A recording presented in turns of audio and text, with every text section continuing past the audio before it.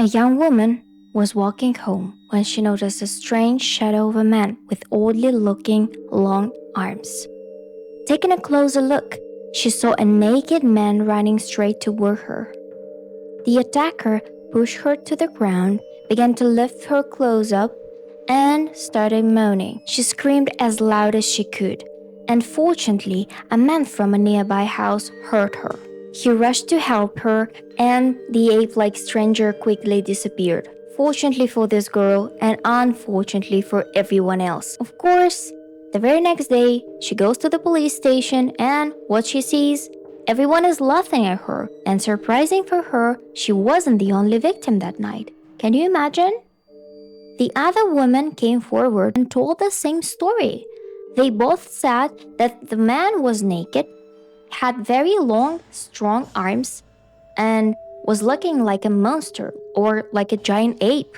And of course, he was moaning and making some strange, disgusting sounds while trying to rape them. And they decided to not take their official statements due to the lack of evidence. And also, they said that nothing serious had happened and women weren't physically injured.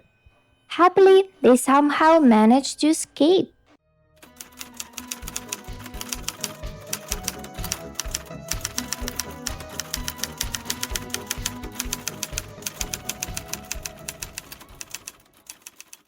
The real nightmare began on April 27, 1969, after a small fire in a dormitory at the Progress factory. In one small room, the Zotkin family was found dead. The entire family had perished. The wife, the husband, and even their 5-year-old son. Everyone was thinking the reason of the death is fire. However, autopsies revealed that they had murdered before the fire. Stepan Zotkin had sustained serious injuries. His skull had been 11 times with a brick. His wife Maria was raped before death, and then she was also with the same brick. The murderer didn't spare the little boy either, his skull as well. The family was also robbed. The criminal took a small amount of money, some expensive watches, and even all amount of canned food he found at Zotkin's dormitory room. I guess he was very hungry. A witness statement for this crime reported seeing a naked, long-armed man with shaggy hair and an aggressive look. Since this happened in the same area as the first attacks, the police station quickly connected previous cases to the same long-armed ape-like man. The investigation also began to consider that Maria Zotkina had a stalker, her ex-husband. He had been forcing Maria to continue their relationship, even after they divorced, and he was claiming she owed it to him. He threatened to kill her entire new family if she didn't let him come for her. During interrogation, he said he was completely shocked of what happened, and he said that his threats weren't serious, but he had no alibi. So he was sent to a pre-trial detention center as the main suspect for the murder of his ex-wife's family, and the two attempted and all the fingerprints found didn't match his and weren't in the criminal database. The ex-husband didn't confess, but for some strange reason, the crime stopped for the entire year while he was in custody. The police was sure that he was the man who's guilty, but the real guilty man had simply decided to lay down a bit and wait for things to calm down. On a cool April night, someone broke into an apartment by picking the lock with a screwdriver. This apartment belonged to the mother and the daughter, Ekaterina and Olga Kutsuvalova. He first struck the mother, then the daughter, knocking them unconscious. Thinking he had killed them both, he tried to rape Ekaterina, but then Olga started screaming loudly. Her mother woke up and the stranger vanished. Fortunately, both survived and gave the police new important evidence. Once again, they described the same naked, shaggy, looking like an ape stranger who had thin forehead and monstrous eyes. After this, Maria Zotkina's ex-husband was released from the pre-trial detention and the charges were dropped. In May 1970, the long-armed stranger struck again. He broke into a house where an old woman, Praskovia Salova, lived with a 30-year-old woman whose name was Nina and who rented a room in her house. The murderer killed both Praskovia and Nina with an axe. Afterward, he raped Praskovia's 70-year-old body. It's important to notice the pattern. He always killed first and only then committed sexual assault. After this, he set the house on fire. This time, he left some more evidence. Officers found bare footprints on the windowsills and bicycle tire marks leading away from the window. At the end of the same month, the monster attacked another family. He quietly entered an apartment, made his way to a couple's bed, and tried to attack them with an axe. Suddenly, unfortunately, the head of the family, Akimov, woke up and blocked the attack, hitting the stranger with a stool.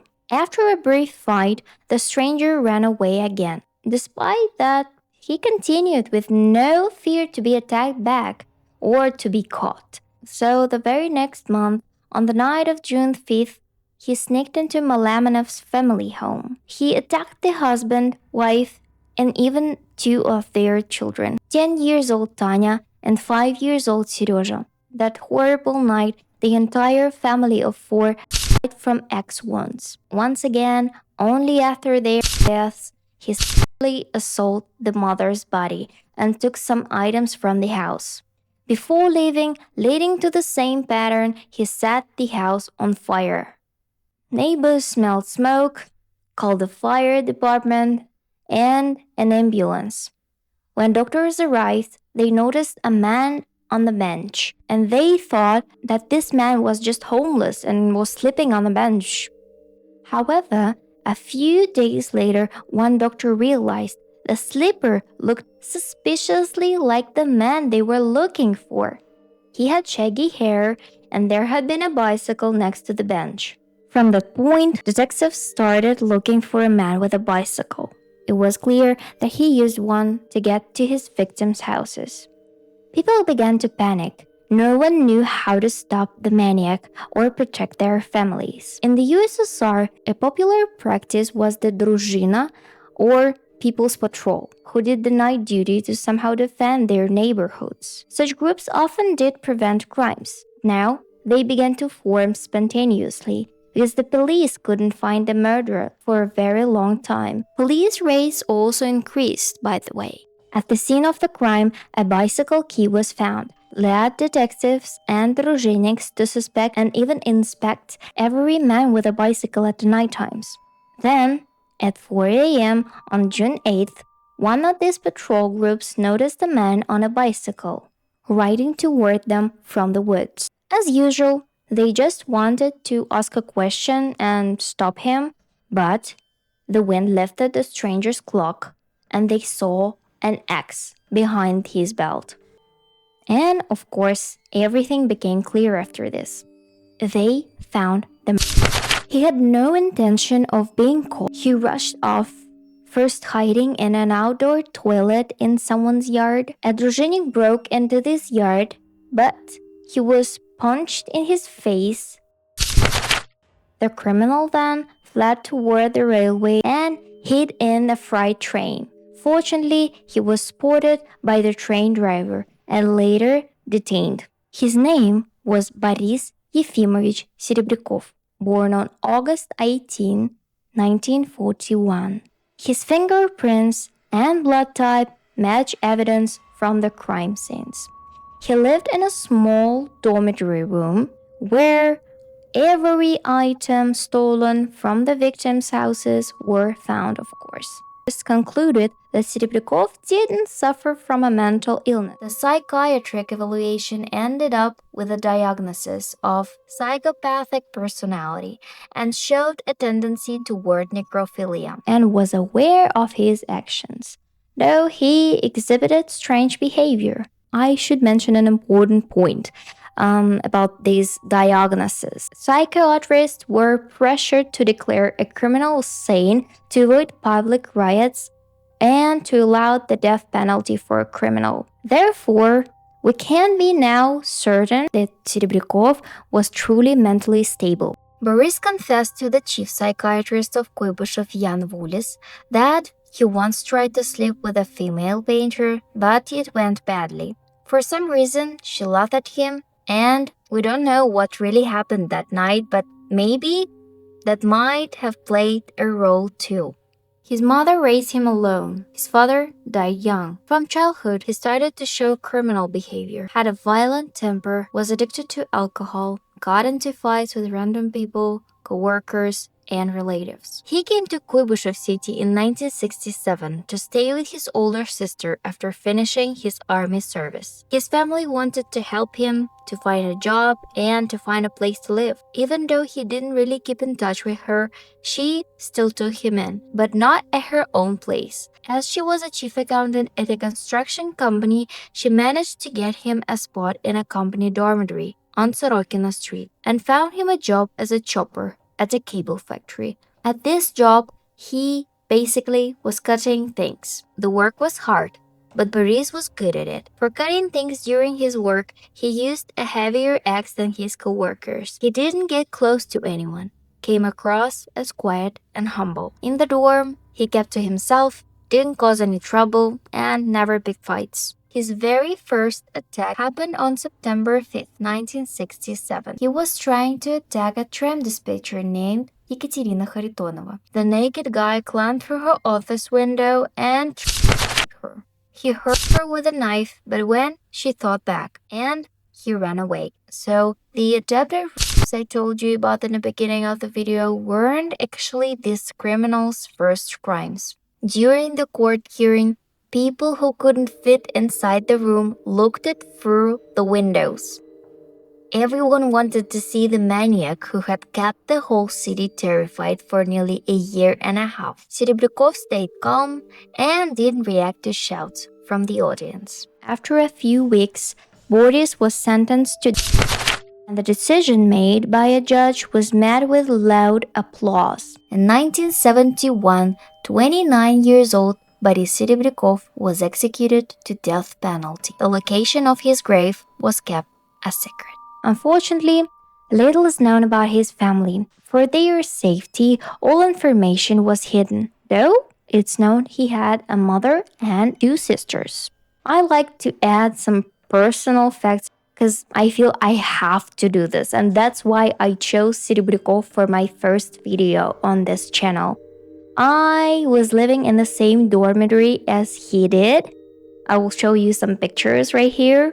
And I feel I know in which room he was living because on each floor we had some little rooms which were not more than 6 meters. So not all rooms are the same in this dormitory. And for example, with my parents, we lived in a 20 meters dormitory room. Also, next point, we had neighbors whose surname was Serebryakov.